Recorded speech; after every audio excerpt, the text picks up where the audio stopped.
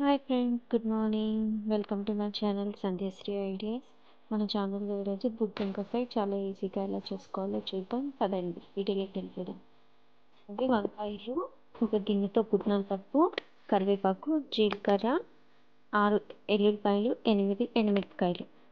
తర్వాత వంకాయని శుభ్రంగా కడుక్కొని ఇలా కట్ చేసుకోవాలి. ఇందాక చూపించినవన్నీ మిక్సీ జార్లో వేసుకుని మెత్తగా పౌడర్లాగా చేసుకోవాలి.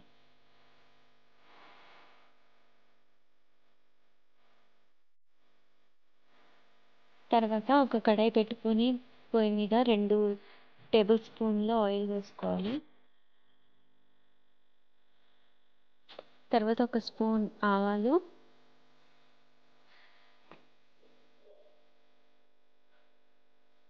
కొద్దిగా మినప్పప్పు, కొంచెం శనగపప్పు వేసుకొని కలుపుకోవాలి. జీలకర్ర కొద్దిగా, తర్వాత కరివేపాకు కొద్దిగా వేసుకోవాలి.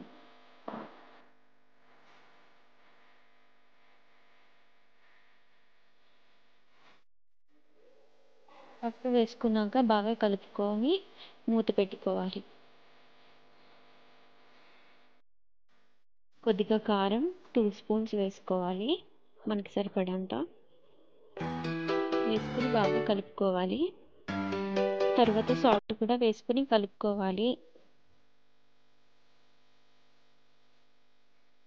కలుపుకున్నాక ముందుగా మనం ప్రిపేర్ చేసుకున్న పౌడర్ 5 టేబుల్ స్పూన్స్ వేసుకుని బాగా మిక్స్ చేసుకోవాలి.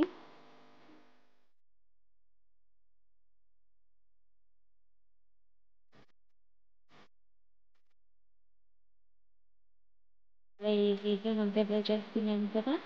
మీకు నచ్చినట్టయితే మీకు ఈ వీడియో నచ్చినట్టయితే లైక్ చేయండి, షేర్ చేయండి, సబ్స్క్రైబ్ చేయండి, కింద కామెంట్ చేయండి.